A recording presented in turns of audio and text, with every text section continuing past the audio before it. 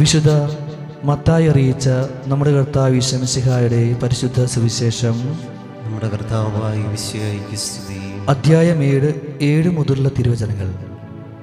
ചോദിക്കുവിൻ, നിങ്ങൾക്ക് ലഭിക്കും; അന്വേഷിക്കുവിൻ, നിങ്ങൾ കണ്ടെത്തും; മുട്ടുവിൻ, നിങ്ങൾക്ക് തുറന്നു കിട്ടും. ചോദിക്കുന്ന ഏവനും ലഭിക്കുന്നു, അന്വേഷിക്കുന്നവൻ കണ്ടെത്തുന്നു, മുട്ടുന്നവന് തുറന്നു കിട്ടുകയും ചെയ്യുന്നു. മകൻ അപ്പം ചോദിച്ചാൽ കല്ല് കൊടുക്കുന്ന ആരെങ്കിലും നിങ്ങളിലുണ്ടോ? അഥവാ മീൻ ചോദിച്ചാൽ പാമ്പിനെ കൊടുക്കുമോ? മക്കൾക്ക് നല്ല വസ്തുക്കൾ കൊടുക്കണമെന്ന് ദുഷ്ടരായ നിങ്ങൾ അറിയുന്നുവെങ്കിൽ നിങ്ങളുടെ സ്വർഗസ്ഥനായ പിതാവ് തന്നോട് ചോദിക്കുന്നവർക്ക് എത്രയോ കൂടുതൽ നന്മകൾ നൽകും. നമുക്കെല്ലാവർക്കും നമ്മുടെ സ്വസ്ഥാനങ്ങളിൽ ഇരിക്കാം. സ്നേഹം നിറഞ്ഞവരെ, നമ്മൾ കുറച്ച് സമയം ദൈവത്തിൻ്റെ വചനം ശ്രവിക്കാൻ വേണ്ടി പോവുകയാണ്. നമ്മളെല്ലാവരും വായിച്ചു കേട്ട ഒരു സുവിശേഷ ഭാഗമാണിത്. പ്രാർത്ഥനയെക്കുറിച്ച് ഈശോ പറയാം. അതിന് ഹെഡിങ് എന്ന് പറയുന്നത് പ്രാർത്ഥനയുടെ ശക്തിയാണ്. കഴിഞ്ഞ ആഴ്ച ഒരാളിവിടെ വന്നു സംസാരിച്ചുകൊണ്ടിരിക്കുക. അതെല്ലാം പറഞ്ഞു, പക്ഷേ ഇവിടെ 10,000-2000 പേര് വരുന്നുണ്ടല്ലോ, ഈ 2000 പേരുടെ പ്രാർത്ഥന ദൈവം കേൾക്കൂ, അല്ലെങ്കിൽ ഒരു 100 പേരുടെ പ്രാർത്ഥനയല്ലേ കേൾക്കുകയുള്ളൂ എന്ന് ചോദിച്ചു. അപ്പം അന്ന് ഞാൻ വായിച്ച് പ്രാർത്ഥിച്ച് എടുത്തൊരു വചനമാണിത്. പണ്ട് ഞങ്ങൾ കൃഷി ചെയ്തുകൊണ്ടിരുന്ന സമയത്ത് ഗവൺമെൻറ്റിൽ നിന്ന് ഒരു അപേക്ഷ വിളിച്ചു. വാഴക്കൃഷി ചെയ്യുന്നവർക്ക് ഗവൺമെൻറ് സബ്സിഡി കൊടുക്കുന്നുണ്ട്, വാഴക്കൃഷി ചെയ്യുന്നവർക്ക്. അപ്പം നമ്മൾ അപേക്ഷയായിട്ട് പോയി.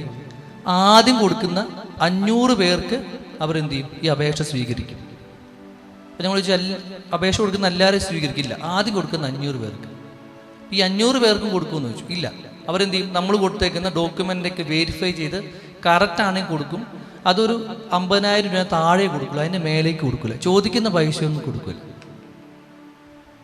സ്നേഹം നിറഞ്ഞവരെ, നമ്മൾ ആദ്യം കണ്ടു എല്ലാവർക്കും കൊടുക്കുമെന്ന് അവർ പറഞ്ഞു. പിന്നെ അവർ പറയാണ് 500 പേർക്ക് കൊടുക്കുള്ളൂ എന്ന് പറയാണ്. പിന്നെ പറയുകയാണ് എന്ത് ചെയ്യും? കൊടുക്കുന്ന എല്ലാവർക്കും 500 പേർക്ക് കൊടുക്കില്ല, അവരുടെ ഡോക്യുമെൻ്റ് കൊടുത്തു. ഇതിങ്ങനെ താഴേക്ക് പോകും. നമ്മുടെ വാഗ്ദാനങ്ങളൊക്കെ എന്ത് ചെയ്യും? പതുക്കെ പതുക്കെ താഴേക്ക് പോയിക്കൊണ്ടിരിക്കും. പക്ഷെ ദൈവത്തിൻ്റെ വാഗ്ദാനം എങ്ങനെയാണ്? അതെപ്പോഴും ഉയർന്നുകൊണ്ടിരിക്കും. 7-ാം അധ്യായത്തിൽ 7-ാമത്തെ തിരുവചനം, ചോദിക്കുവിൻ നിങ്ങൾക്ക് ലഭിക്കും. ചോദിക്കുന്ന എല്ലാവർക്കും കിട്ടുമോ എന്ന ചോദ്യത്തിന് ഉത്തരം പറയുകയാണ് ഈശോ. ചോദിക്കുന്ന ഓരോരുത്തർക്കും കിട്ടും. ഇവിടെ കൂടിയിരിക്കുന്ന ഈ 300 പേരിൽ ഓരോരുത്തർക്കും അവർ ചോദിക്കുന്ന കാര്യങ്ങൾ ദൈവം കൊടുക്കും. ഞാൻ സോജൻ എന്ന് പറയുന്ന ഞാൻ ചോദിച്ച എന്ത് ചെയ്യും? എനിക്ക് കിട്ടും. ജോയി എന്ന് പറയുന്ന ചേട്ടൻ ചോദിച്ച ചേട്ടന് കിട്ടും. ലിസി എന്ന് പറയുന്ന ആൾ ചോദിച്ച ലിസിക്ക് കിട്ടും. ദൈവം ഓരോരുത്തർക്കും കൊടുക്കും. ചോദിക്കുന്ന മാത്രമാണ് കൊടുക്കുന്നത് അല്ല, മറിച്ച് എന്ത് ചെയ്യും? ചോദിക്കുന്നതല്ല, അതിൽ കൂടുതൽ നന്മയും ദൈവം നൽകും. ഹല്ലേലൂയ. മനുഷ്യന്റെ വാഗ്ദാനം ഇങ്ങനെ താഴ്ന്നു താഴ്ന്നു പോകുമ്പോൾ ദൈവത്തിന്റെ വാഗ്ദാനം മാത്രം എപ്പോഴും ഉയർന്നുകൊണ്ടിരിക്കും. ചോദിക്കുവിൻ നിങ്ങൾക്ക് കിട്ടും. ചോദിക്കുന്ന ഓരോരുത്തർക്കും കിട്ടും. ചോദിക്കുന്നത് മാത്രമല്ല, അതിൽ കൂടുതൽ ദൈവം നമുക്ക് നൽകും. ഹല്ലേലൂയ. സ്നേഹം നിറഞ്ഞവരെ, നമ്മുടെ ജീവിതത്തിൽ നമ്മുടെ ശാരീരികമായിട്ട് എല്ലാ ആവശ്യങ്ങൾക്ക് വേണ്ടി നമ്മൾ ഓടി നടക്കും, മാനസികമായിട്ടുള്ള എല്ലാ സന്തോഷങ്ങൾക്ക് വേണ്ടി ഓടി നടക്കും. പക്ഷേ ആത്മീയമായിട്ടുള്ള കാര്യങ്ങളിലേക്ക് വരുമ്പോൾ നമ്മൾ എന്ത് ചെയ്യും? ഒരു സ്റ്റെപ്പ് പതുക്കെ നമ്മൾ പുറത്തേക്ക് വെക്കും. നമ്മുടെ ജീവിതത്തിൽ നമ്മൾ എന്താണ് എല്ലാം നമ്മൾ പറയും, ആദ്യം ശാരീരികമായ കാര്യങ്ങൾ നടക്കട്ടെ, മാനസികമായ കാര്യങ്ങൾ എന്ന് നമുക്ക് ആധ്യാത്മിക കാര്യങ്ങൾ തുടക്കാന്ന് പറയും. പക്ഷെ നമ്മൾ തിരിച്ചാണ് ചെയ്യേണ്ടത്. നമ്മൾ ആദ്യം ആത്മീയ കാര്യങ്ങളിൽ നമ്മൾ തുടങ്ങി നോക്കിക്കേ, പതുക്കെ പതുക്കെ അത് മനസ്സിലേക്കും ശരീരത്തിലേക്കും വ്യാപിക്കാൻ വേണ്ടി തുടങ്ങും. Hallelujah, hallelujah. നമ്മൾ എന്താ ചെയ്യേണ്ടത്? നമ്മുടെ ജീവിതത്തിൽ ഓരോ പടി മുന്നോട്ട് പോകുവാനായിട്ട് നമ്മൾ ജീവിതത്തിൽ പരിശ്രമിച്ചു കൊണ്ടിരിക്കും. നമ്മൾ സുവിശേഷത്തിൽ കണ്ടുമുട്ടുന്നുണ്ട് 2 അന്ധന്മാർ നിലവിളിച്ചുകൊണ്ടിരിക്കുക, ദാവീദ് പുത്ര ഞങ്ങൾക്ക് അനിയണമേ. ബാക്കി ആളുകൾ എന്തോറും നിങ്ങളൊന്നും മിണ്ടാതിരുന്നേ, നിങ്ങൾ എന്തിനാ ഒച്ചപ്പാട് ഉണ്ടാക്കുന്നത്, ബഹളം ഉണ്ടാക്കുന്നത്, അവൻ അതിൽ കൂടി പോയിക്കോട്ടെ എന്ന് പറഞ്ഞു ഈശോ. പക്ഷെ ഇവരെന്ത് ചെയ്തു? ആളുകൾ ഇവരെ താഴേക്ക് തള്ളും തോറും ഇവരെന്ത് ചെയ്തു? മുകളിലേക്ക് ഉച്ചത്തിൽ പ്രാർത്ഥിച്ചുകൊണ്ടിരുന്നു. നമ്മൾ വാഴയൊക്കെ കണ്ടിട്ടുണ്ടല്ലേ? വാഴ ചെറിയ കുഞ്ഞു വരും, നമ്മൾ തൂമ്പേണ്ട ഒരു ഇടി എടുക്കും, അടുത്ത ആഴ്ച വീണ്ടും പൊന്നു വരും. നല്ല പ്രാർത്ഥനാ ജീവിതം ആൾക്കാർ എന്ത് ചെയ്യും? ഈ വാഴക്കുഞ്ഞു പോലെയാണ്. എപ്പോഴും അവർ മുകളിലേക്ക് ഉയർന്നുകൊണ്ടിരിക്കും. നമ്മുടെ ജീവിതത്തിൽ ഈശോ നമ്മളോട് പറഞ്ഞു വയ്ക്കുകയാണ്, നിങ്ങൾ നിരന്തരം പ്രാർത്ഥിക്കണം, നിങ്ങൾ വിശ്വാസത്തോടു കൂടി പ്രാർത്ഥിക്കണം. യോഹന്നാൻസിയുടെ സുവിശേഷം 11-ാം അധ്യായത്തിലെ 41-42 തിരുവചനം ഇങ്ങനെയാണ്: പിതാവേ, അങ്ങെൻ്റെ പ്രാർത്ഥന ശ്രവിച്ചതിനാൽ ഞാൻ അങ്ങേക്ക് നന്ദി പറയുന്നു. പിതാവേ, അങ്ങെൻ്റെ പ്രാർത്ഥന ശ്രവിച്ചതിനാൽ ഞാൻ അങ്ങേക്ക് നന്ദി പറയുന്നു. അങ്ങെൻ്റെ പ്രാർത്ഥന എപ്പോഴും ശ്രവിക്കുമെന്ന് എനിക്കറിയാം. ഹല്ലേലൂയ. ഈശോ ഈ വചനം പറയുന്നത് എപ്പോഴാണെന്നോ? ലാസറിനെ ഉയർപ്പിക്കുന്ന മുമ്പാണ്. ഈശോ ലാസറിൻ്റെ കല്ലറങ്ങി പോയിട്ട് പറഞ്ഞു കല്ലുരുട്ടി മാറ്റാൻ. കല്ലുരുട്ടി മാറ്റിയിട്ട് ഈശോ പറയുന്ന വചനമാണിത്. എങ്കിൽ ഈശോയ്ക്ക് എന്ത് പറഞ്ഞാൽ, ലാസർ ഉയർക്കുമോ നോക്കിയിട്ട് പറഞ്ഞാൽ പോരെ, പ്രാർത്ഥനയെ കേട്ടുന്ന്. ഈശോ അങ്ങനെ ചെയ്തു. ഈശോ എന്ത് ചെയ്തു? ഈശോയ്ക്ക് ഉറച്ച വിശ്വാസം ഉണ്ടായിരുന്നു, ദൈവം എനിക്കിത് ചെയ്തു തരുമെന്ന് ഈശോയ്ക്ക് നല്ല ഉറച്ച വിശ്വാസം ഉണ്ടായിരുന്നു. അതുകൊണ്ട് ഈശോ പറഞ്ഞു എന്ത് ചെയ്യും? എൻ്റെ പ്രാർത്ഥന കേട്ടതിന് ഞാൻ അങ്ങേക്ക് നന്ദി പറയുന്നു. ഹല്ലേലൂയ. പലപ്പോഴും നമ്മുടെ ജീവിതത്തിൽ എന്താണ്, ഈശോ പ്രാർത്ഥന കേൾക്കുമോ? ഇത്രയും പേരുണ്ടല്ലോ, 300 പേര് ഇവിടെ കൂടിയിരിക്കുന്നുണ്ട്. എന്നിട്ട് ഇവരുടെ പ്രാർത്ഥനയിൽ എൻ്റെ ചെറിയ പ്രാർത്ഥന കേൾക്കുമോ? എൻ്റെ പ്രാർത്ഥനയ്ക്ക് സൗണ്ടൊന്നുമില്ല, എനിക്ക് പ്രാർത്ഥിക്കേണ്ടത് അങ്ങനെ അറിയത്തില്ല. ഈ പ്രാർത്ഥന കേൾക്കുമെന്ന് നമ്മളെല്ലാവരും നമ്മുടെ ജീവിതത്തിൽ ചോദിക്കുന്നുണ്ട്. പക്ഷെ ദൈവം പറയാണ്, നിങ്ങൾ പ്രാർത്ഥിക്കുമ്പോൾ നമ്മൾ വിശ്വാസത്തോടു കൂടി പ്രാർത്ഥിക്കണം.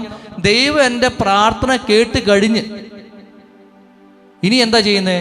ദൈവം എൻ്റെ പ്രാർത്ഥനയുടെ മുകളിൽ ദൈവത്തിൻ്റെതായിട്ടുള്ളൊരു പ്ലാൻ ഉണ്ടാക്കാൻ വേണ്ടി പോവാണ്. അബ്രാഹാം എന്ത് ചെയ്തു? എനിക്കൊരു മകനെ തരണമെന്ന് പ്രാർത്ഥിച്ചു. എൻ്റെ കഷ്ടപ്പാടും എൻ്റെ ഈ അപമാനം ഒക്കെ മാറ്റാൻ ഒരു മകനെ. ദൈവം അവനോട് പറഞ്ഞു, ആകാശത്തിലെ നക്ഷത്രങ്ങൾ കണക്ക് നിനക്ക് മക്കളുണ്ടാകും, മരുഭൂമിയിലെ മണൽ കണക്ക് നിങ്ങൾക്ക് മക്കളുണ്ടാകും. ഹന്ന എന്ന് പറയുന്ന പെൺകുട്ടി ഒരു മകനുണ്ടാകാൻ വേണ്ടി പ്രാർത്ഥിച്ചപ്പോൾ ഏലി പറഞ്ഞു, ദൈവം നിനക്ക് അടുത്ത വസന്തത്തിൽ ഒരു മകനെ തരും. ജോബിനോട് പറഞ്ഞു, എല്ലാം നഷ്ടപ്പെട്ടില്ലേ, സാമ്പത്തികമായി തകർന്നില്ലേ, രോഗങ്ങൾ വന്നില്ലേ, മക്കൾ നശിച്ചില്ലേ? പക്ഷെ ജോബ് പറഞ്ഞു, എൻ്റെ മജ്ജയിൽ നിന്ന് എൻ്റെ തൊലി പോയാൽ പോലും ഞാൻ ദൈവത്തെ പ്രകീർത്തിച്ചുകൊണ്ടിരിക്കും. നമുക്ക് ഈ അടിയുറച്ച വിശ്വാസം ഉണ്ടെങ്കിൽ എന്ത് ചെയ്യും? ദൈവം നമ്മുടെ പ്രാർത്ഥന ശക്തിപ്പെടുത്തിക്കൊണ്ടിരിക്കും. Hallelujah, hallelujah. അപ്പം നമ്മൾ എന്താ ചെയ്യേണ്ടത്? ദൈവം എനിക്ക് തന്നു കഴിഞ്ഞു എന്നുള്ള ആഴമായ വിശ്വാസത്തോടു കൂടി നമുക്ക് പ്രാർത്ഥിക്കണം. നമുക്കെല്ലാവർക്കും ഒരു നിമിഷം എഴുന്നേറ്റ് നിന്ന് നമ്മുടെ കാര്യങ്ങളെല്ലാം നെഞ്ചോട് നമുക്ക് ചേർത്ത് നിർത്താം.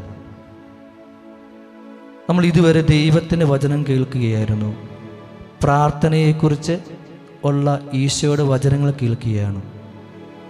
ഈശോ പറഞ്ഞു, ചോദിക്കുവിൻ നിങ്ങൾക്ക് ലഭിക്കും, ചോദിക്കുന്ന ഏവനും ലഭിക്കും. ചോദിക്കുന്ന മാത്രമല്ല, അതിൻ്റെ കൂടുതൽ ഇരട്ടി ദൈവം നമുക്ക് തരും. സ്നേഹം നിറഞ്ഞവരെ, നമുക്കെല്ലാവർക്കും നമ്മുടെ മനസ്സിലേക്ക് നമ്മുടെ എല്ലാ നിയോഗങ്ങളും കൊണ്ടുവരാം. നമ്മുടെ നെഞ്ചോട് ചേർന്ന് നിൽക്കുന്ന വലത് കരങ്ങളിൽ നമ്മൾ പറഞ്ഞിട്ടുള്ള, നമ്മൾ എഴുതി വെച്ചിട്ടുള്ള നിയോഗങ്ങളെല്ലാം നമ്മുടെ മനസ്സിലേക്ക് കൊണ്ടുവരാം. കുറേ ആളുകൾ കുടുംബസമാധാനത്തിന് വേണ്ടിയിട്ടായിരിക്കാം. ചില ആളുകൾ എൻ്റെ കടങ്ങളൊക്കെ ഒന്ന് മാറിക്കിട്ടാൻ വേണ്ടിയായിരിക്കാം. ചില ആളുകൾ പ്രാർത്ഥിച്ചിരിക്കുന്നത് എനിക്ക് കുറച്ചുകൂടി ഒരു പ്രാർത്ഥനാ ജീവിതം തരണമെന്നായിരിക്കാം. ചില ആളുകൾ അവർ കയറി ഇറങ്ങാത്ത സ്ഥലങ്ങളില്ല ഒരു ജോലിക്ക് വേണ്ടി, അവർ മുട്ടാത്ത വാതിലുകളില്ല, അന്വേഷിക്കാത്ത ഏജൻസികളില്ല. ദൈവം പറയാണ്, ചോദിക്കുവിൻ നിങ്ങൾക്ക് കിട്ടും. നമ്മൾ ഇതുവരെ എല്ലാ മനുഷ്യരുടെ മുമ്പിലും മുട്ടിക്കൊണ്ടിരുന്നു, എല്ലാ മനുഷ്യരോടും അന്വേഷിച്ചുകൊണ്ടിരുന്നു, എല്ലാ മനുഷ്യരോടും നമ്മൾ ചോദിച്ചുകൊണ്ടു, ദൈവത്തോട് മാത്രം നമ്മൾ ചോദിച്ചില്ല.